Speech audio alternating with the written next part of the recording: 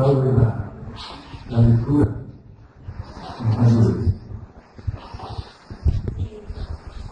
Se llama Eris en griego es el conflicto, lucha, victoria.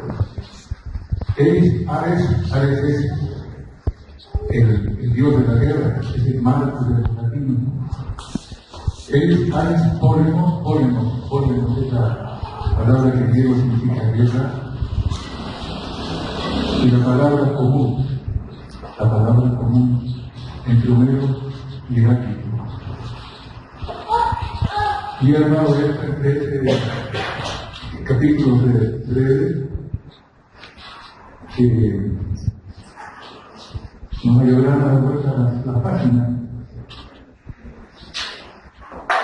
Pero siglos después del combate mortal entre Aquiles y Héctor que cantaba Homero, Aristóteles escribió que Heráclito, el filósofo de Éfeso, le reprochaba a Homero el deseo de que desapareciera la discordia y la cólera humanas y divinas, expresado por Aquiles a su madre en el verso 107 del canto 18 de la Ilíada.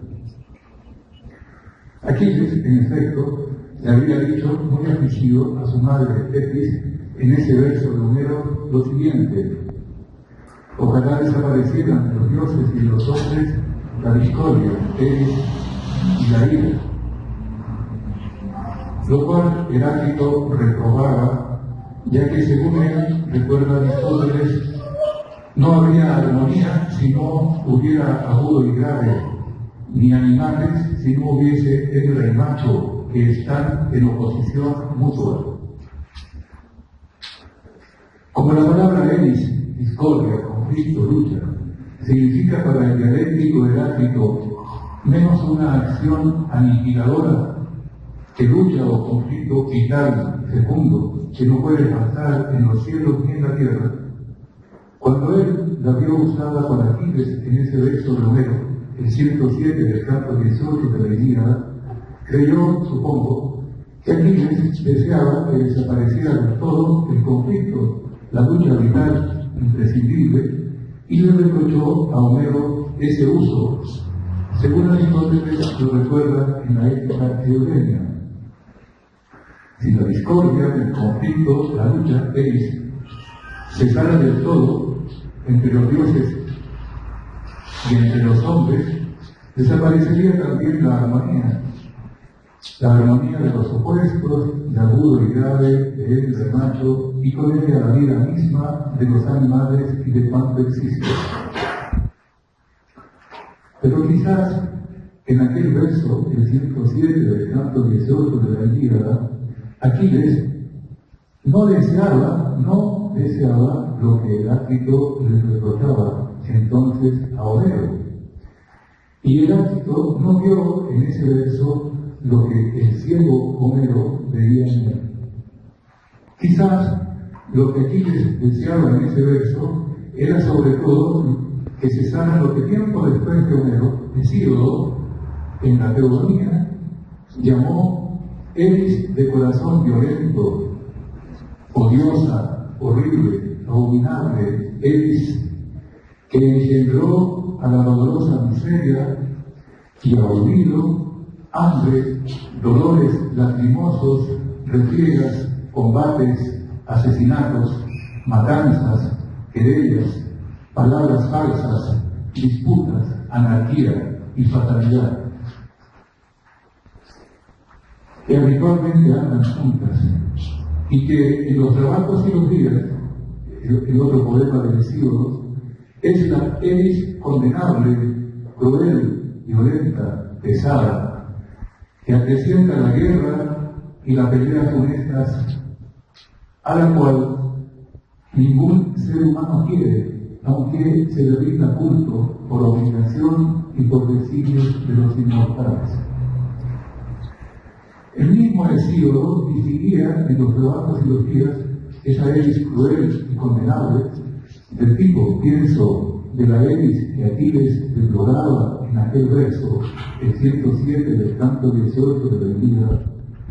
El mismo Hesíodo distingue esa eris de otra eris, su hermana, paría antes que ella por la sombría noche, muy digna de ser alabada por quien la comprenda. Es a la cual Zeus, que reina en lo alto, cito un par de versos del cielo, Zeus, que reina en lo alto, situó en las raíces de la tierra y la hizo mucho mejor que su hermana para los hombres y buena para los mortales. Creo que Aquiles no se refería a nada semejante a esta Eris arraigada en la tierra. De la familia, siquiera lejana, pienso yo, de la Eris, de los fragmentos B8 y B80 de Heráclito que cogeré más abajo, sino a una Eris del tipo de la cruel y condenable de la teogonía y los trabajos y los días, cuando declaraba que ojalá desapareciera la Eris de los dioses y de los hombres en ese verso del canto 18 de la Ilíada, que es el poema de la guerra, el poema del hombre en la guerra, de los hombres arrastrados a la guerra por sus pasiones y por los dioses. Creo que el filósofo Heráclito, por su parte, no entendía la lucha, el conflicto, la guerra que menciona en su libro, como esa Eris cruel, devastadora, funesta, que el guerrero Aquiles deploraba antes de incorporarse a la lucha de los griegos de Agamenón contra los troyanos de Príamo y de Héctor, sino con algo tal vez sí, tal vez no, de la familia de la Eris provechosa para los hombres, cantada por Hesíodo. Dos lecturas, una tradicional y otra alternativa del fragmento B8 y el fragmento B80 de Heráclito, me orientan acerca de lo que digo. La lectura tradicional del B8 es la siguiente: lo que se opone concuerda, y de las cosas discordantes resulta la más bella armonía, y todo sucede según discordia. Panta Cateri, según Eris, Gimesai, véase, sucede. Y la lectura alternativa del mismo fragmento: lo que se opone concuerda, y de las cosas discordantes resulta la más bella armonía, y nada sucede sin conflicto. Nada sucede sin conflictos, lucha, cierta discordia, en el fondo benigna, de contrarios que siempre conllevan armonía, aunque esta permanezca oculta o incomprendida para muchos, como Heráclito lo insinúa en lo que conocemos como fragmentos B51 y B54 de su Beneficio acerca de la naturaleza. El 51 es este: no comprenden cómo discordante concuerdan consigo mismo, armonía de tensiones opuestas, como la del arco y la de la vida. Y el 54: la armonía invisible es superior a la manifiesta. Ahora el fragmento B80 del Heráclito: es preciso saber que la guerra, polemón, es común, y la justicia, conflicto, y que todas las cosas, todas las cosas, llegan a ser por conflicto y necesidad. Catá Sherin, Catá León. Este fragmento de Heráclito procede de Efesios 2, el discurso verdadero, que algunos denominan discurso verdadero contra los cristianos, de Celso, un griego del siglo II después de Cristo. Celso lo citaba en esa obra con varios testimonios y menciones de autores antiguos para probar que ellos hablaban mejor que los cristianos acerca de cierta guerra divina contra el mal y la materia. Orígenes de Alejandría, el discípulo y sucesor de San Clemente de Alejandría, lo tomó de ese escrito hoy perdido de Celso y lo cogió en su Contracelso, donde arguía que los libros de Moisés, Job, Ezequiel, Isaías, San Juan hablaban con más autoridad que los de los antiguos paganos citados por Celso, del, comillas, maligno que cayó del cielo, derrotado por Dios, y en general acerca de, comillas, los divinos enigmas. Celso y Orígenes coincidían, sin embargo, como se ve, en considerar ese fragmento del Pericíceros de Heráclito como referido a la guerra mundial entre Dios y los suyos contra sus malignos adversarios, el primero de los cuales, según Orígenes, era el Satanás, que antes que ningún otro perdió las alas y cayó de la bienaventuranza, escribió Orígenes. Ese Satanás del cual el pagano Celso, pensaba Orígenes, no entendió ni por sueños. Pero pongamos esta opinión de Celso y de Orígenes a un lado y volvamos al verso 107 del canto 18 de la Ilíada. Decía yo que quizás Aquiles no ha dicho en ese verso que ojalá desapareciera una hélice en el fondo del himna, como la que entreveo en los fragmentos B8 y B80 de Heráclito, sino una hélice por el estilo de la marina, de la teogonía y los trabajos y los días de Hesíodo, cuyos efectos devastadores parecen nulos o inexistentes o invisibles ante los ojos del filósofo Heráclito. Desde estas dos últimas líneas creo que son las más importantes.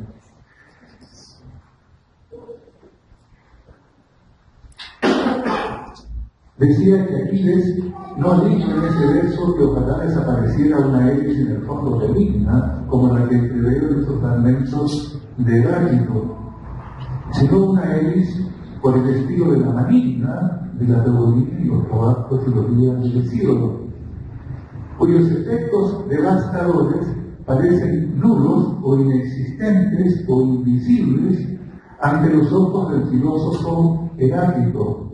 Aquiles, y por añadidura Homero, habrían sido en este punto malinterpretados por Heráclito. El dialéctico Heráclito no acertaría cuando en ese lugar, recordado por Aristóteles en la Ética Aurelia, apunta contra el épico Homero, para que la guerra y la violencia canonada y sus víctimas pobrecitas sí existen. Hasta ahí la primera parte. La segunda. Por lo demás, el mismo contexto de las palabras de Aquiles en el verso 107 del canto 18 de la Ilíada, particularmente el que se extiende de los versos 18 al 144, y una inequívoca afirmación de Héctor la víspera de su muerte, un poco más adelante, ilustran la comprensión homérica de la transversal tensión, que no siempre unión, de opuestos, luchas, guerras, conflictos, que no siempre armónicos, de contrarios. De un modo que nos permite comparar mejor los criterios de Homero y de Heráclito acerca de Elis y de Polemos y reflexionar al respecto.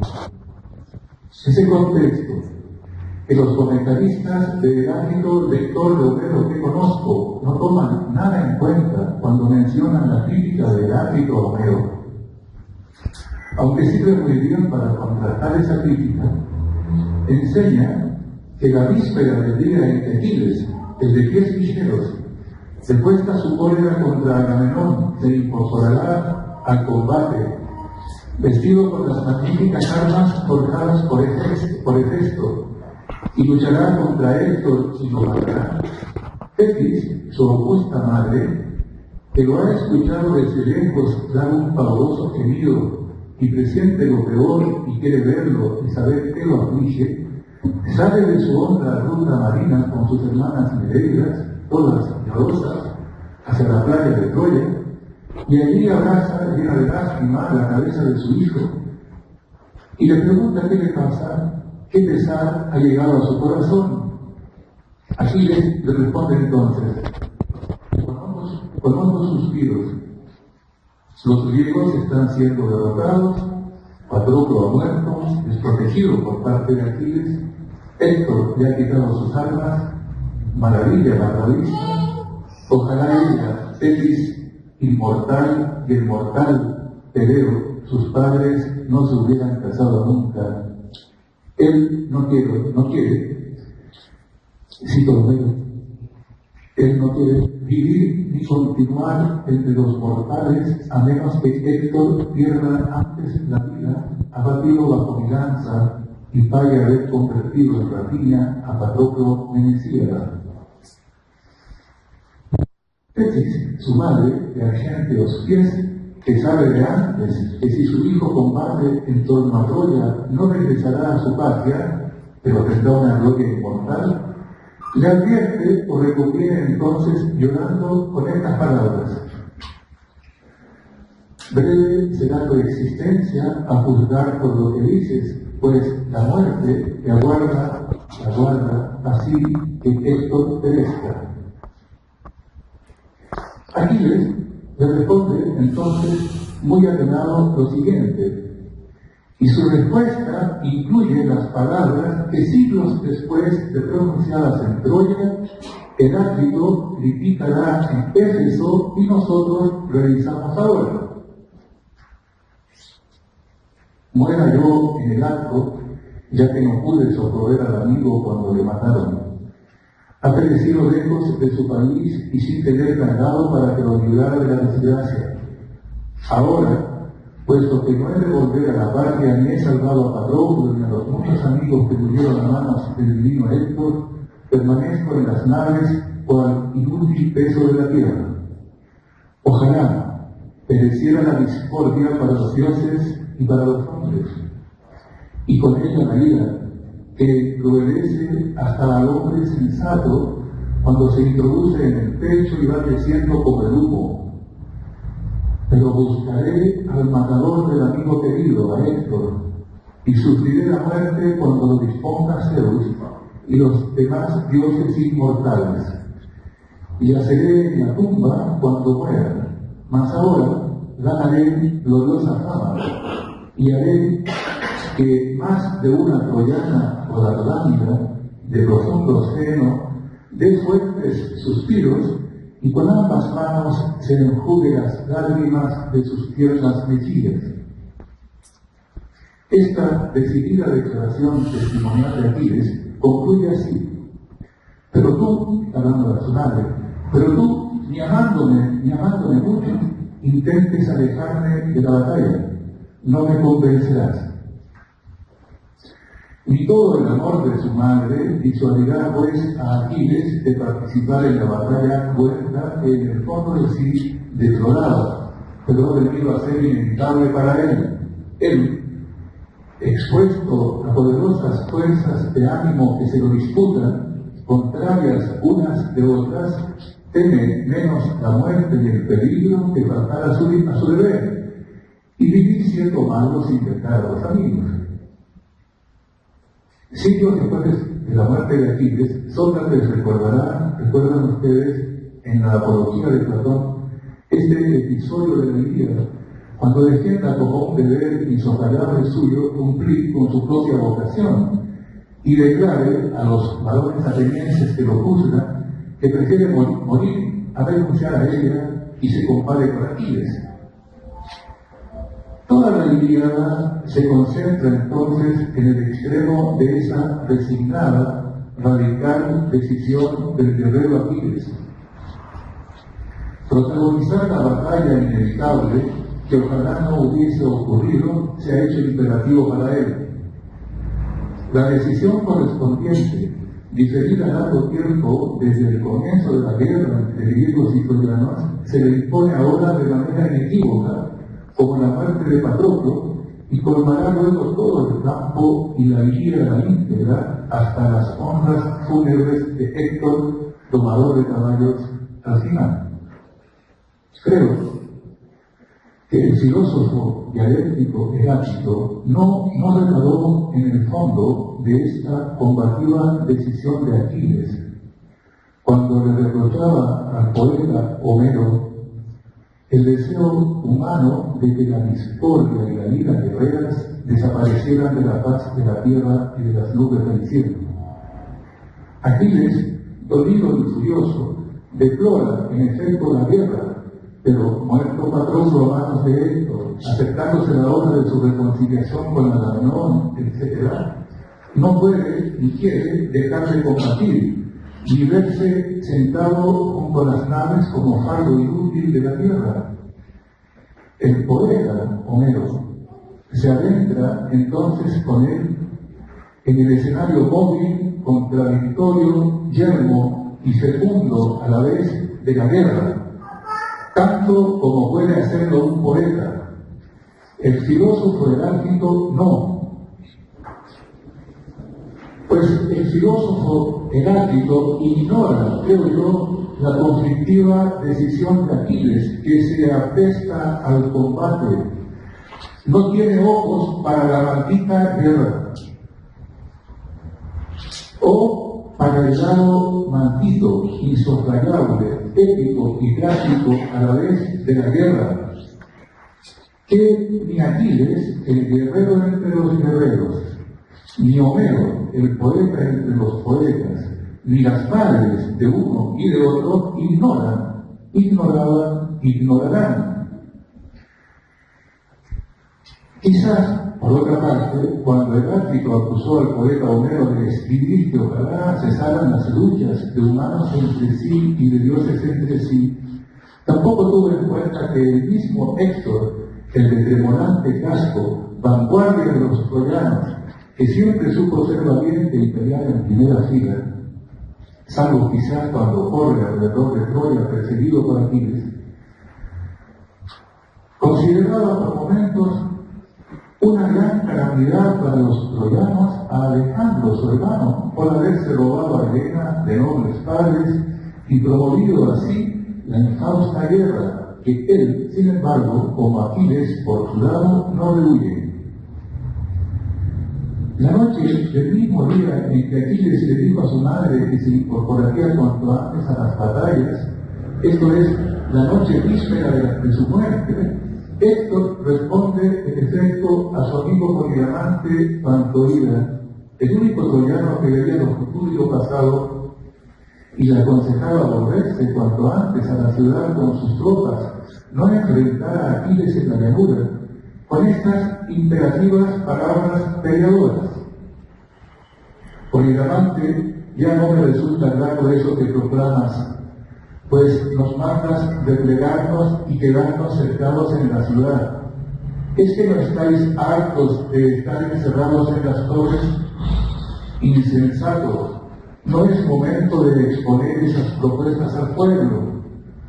Mañana temprano, al alba, equipado con las armas, despertemos junto a las buenas naves al feroz Ares. Yo no pienso huir de la batalla horrísona, sino que me plantaré delante de Aquiles a ver quién se lleva una gran victoria, si él o yo. Ares es común y también mata al matador. Héctor, que se prepara para la batalla horrísona, sabe pues que Ares, Marte, la guerra, es común, no a griegos y troyanos. Pertenece por igual a las dos partes en conflicto, no se parcializa con ninguna de ellas. Tercera parte. El filósofo Heráclito también sabe que la guerra, entendida por él como lucha armónica de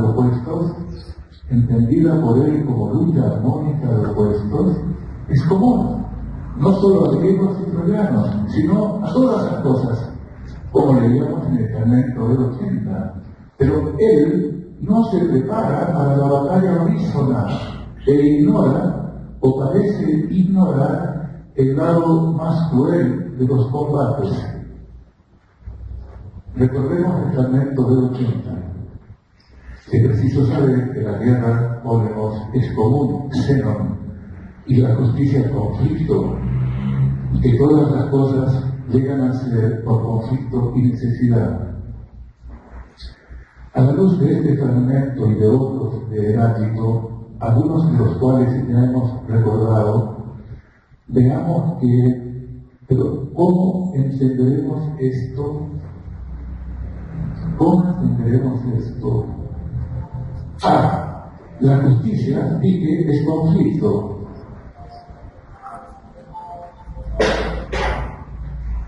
B. El conflicto no es en el fondo nada contingente, sino de lo más necesario en el suceder natural de las cosas. C. La guerra, ponemos como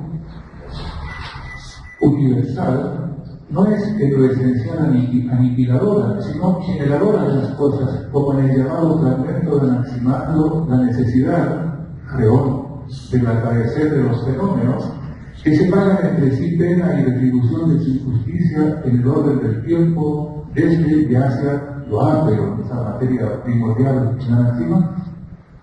Sí. La lucha misma, como justa de los contrarios, la lucha misma como justa de contrarios, conlleva la paz y más aún ella es la paz. El conflicto eris, según el cual las cosas vienen a ser, es en el fondo como la eris benévola de Hesíodo, raíz del mundo. Heráclito no se pronuncia en el fragmento de 80 ni en ningún otro que yo sepa contra el lado más oscuro, devastador de la guerra, alentada, según Homero, por el homicida Ares, padre del terror y la fuga, hermano y compañero de Eris con mayúscula, Eris, la discordia insaciable en sus furores, que al principio aparece pequeña, estoy citando Homero, y luego toca con la cabeza el cielo mientras anda sobre la tierra, y penetrando por la muchedumbre, arroja en medio de ella el combate funesto para todos y acrecienta el afán de los guerreros. Heráclito no se pronuncia contra la guerra homicida, pero sí elogia a los muertos por Ares. Dioses y hombres honran a los muertos por Ares, en lo que conocemos como su fragmento de 24. Y tal vez sea suyo este fragmento, el de 136, que algunos consideran apócrifo. Los muertos por Ares son almas más puras que los muertos en enfermedades. Además, recordémoslo ahora, Heráclito escribió que Homero merecía ser expulsado de los certámenes y golpeado por un palo. Y Arquíloco igual. Arquíloco, el delicado lírico del siglo VII a.C., de profesión soldado, que se declara entendido en el agradable don de las musas y consideraba que Ares es común para los hombres, aunque una vez abandonó su escudo, sin querer queriendo, junto a un matorral. Otros dos fragmentos de Heráclito, además del B80, el B53 y el B67, transmitidos por el obispo cristiano Hipólito, que quizás conoció a Orígenes en Roma hacia el año 212, mencionan la palabra pólenos, guerra, reconociéndole a la guerra, que cunde en todas partes, atributos divinos propios de Zeus en el lenguaje corriente de los griegos de esos años. El B53 es el siguiente. La guerra, ponemos, es padre y rey de todas las cosas, y a unos los muestra dioses, a otros hombres, a unos los hace esclavos, a otros libres. Si el sustantivo masculino ponemos fuera femenino en griego, como guerra en español, quizás el fragmento B53 comenzaría así: la guerra es madre y reina de todas las cosas, etc. Pero ponemos es un sustantivo masculino en griego. El fragmento B67 dice: el Dios es día-noche, invierno-verano, guerra, ponemos paz, saciedad, hambre, y se transforma como el fuego cuando se mezcla con aromas y se llama según el gusto de cada uno. Yo conjeturo que las palabras guerra común, justicia, conflicto, discordia y necesidad del fragmento 80 concuerdan no solo entre sí, sino también en el marco grande del pensamiento de Heráclito, con las del fragmento 53, referidas al carácter generador y soberano de la guerra, y con la, por decirlo así, ubicua, mudable, tornasolada presencia de Dios, día, noche, invierno, verano, guerra, paz, saciedad, hambre, en las cosas espirituales y en las cosas materiales del fragmento 67.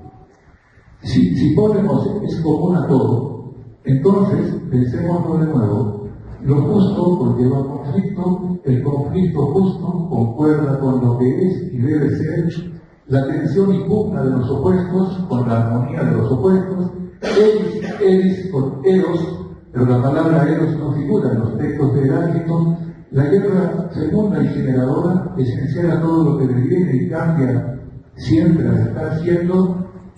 Esa guerra no cede a la violencia y desmesura de los soldados que batallan, pero ahí están los muertos en los campos de batalla. Ahí están los muertos en los campos de batalla. Y cabe preguntarnos entonces cómo, pues resulta ser una posibilidad humana de siempre introducir la desmesura, hibris, en la guerra o conflicto vital de los opuestos. ¿Cómo resulta ser una posibilidad humana de siempre introducir la desmesura en la guerra o conflicto vital de los opuestos? Esto es, convertir la lucha, el conflicto, la eris benigna, en eris benignos, en eris maligna, el polemos vital en exceso y pura violencia en segundos. Algo de lo cual parece que nadie que concurra convocado por Ares, bebedor de sangre, el más aborrecible de los dioses, se libra, lo quiera él o no, lo crea o no Heráclito, el que al no desplorar nunca la guerra, parece que adopta o quiere adoptar la óptica del Dios de su fragmento B102. Para el Dios, todas las cosas son bellas y buenas y justas, pero los hombres han supuesto unas injustas, otras justas.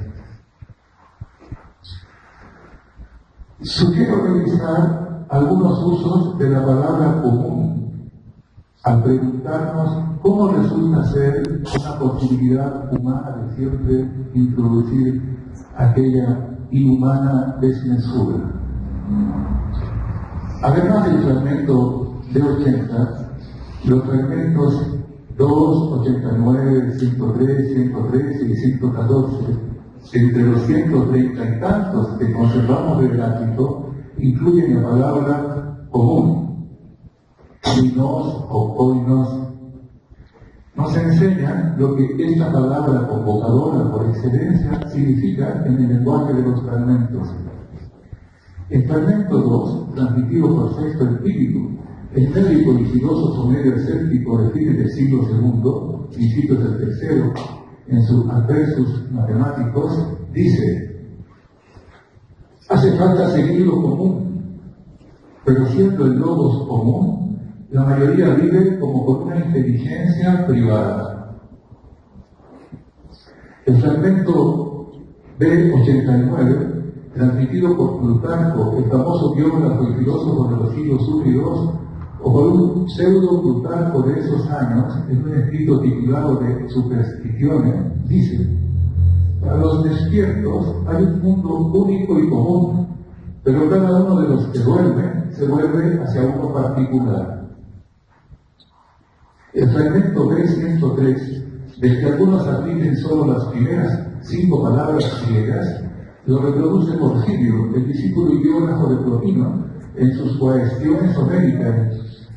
Se dice que unos 100 años después de publicar el discurso verdadero de Celso, Porfirio escribió 15 libros contra los cristianos, en los cuales acusaba a los cristianos de enemigos de Dios, y que los emperadores cristianos Constantino el Grande, Teodosio II y Valentiniano ordenaron destruir esos libros, de los que restan muy poco, pero no prohibieron las demás obras de Porfirio, de modo que el fragmento 103 de Heráclito se ha conservado. Este es: principio y fin sobre la periferia de un círculo son algo común. Traduciendo solo las 5 primeras palabras, el texto queda como sigue: principio y fin son algo común. Porfirio parafrasea así estas palabras: cualquier punto en el que tú puedas pensar es no solo el principio, sino también el fin. Algo de la familia de lo que Parménides escribía en lo que conocemos como fragmento B5 de su poema Interminable. Me da igual de dónde yo comience, porque allí mismo volveré de nuevo. El fragmento B113 de Heráclito proviene de la antología o Florilegium de Juan de Stobeo, un obispo cristiano y erudito de la segunda mitad del siglo V, que reunió extractos de carácter educativo procedentes de toda clase de literatura griega, en especial sentencias éticas. Este es el fragmento: el pensar es común a todos. Y el B114, transmitido por la misma antología de Stobeo, es este: los que hablan con inteligencia tienen que fortalecerse en lo común a todas las cosas, como la ciudad con la ley, y mucho más firmemente, porque todas las leyes humanas se alimentan con una divina. Sin duda esta puede tanto cuanto quiere y basta para todas las cosas y las sobrepasa.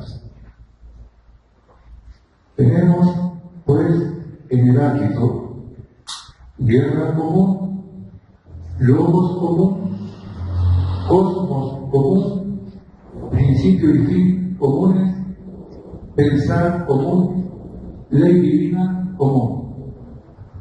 Y en Homero tenemos Ares común, tierra común, tierra y alto Olimpo comunes. En el canto 15 de la Ilíada leemos que si bien todas las cosas están repartidas en 3 lotes, de los cuales a Zeus le tocó el ancho cielo de Éter y en las nubes, a Ares el tenebroso poniente, y a Poseidón de azulada melena, habitar para siempre el canoso mar, la tierra, Gaia, es común, la tierra es común de los 3. La tierra y el vasto Olimpo son de los 3. Antes, durante y después de las feroces batallas. Más de algo para pensar nosotros en común. Gracias.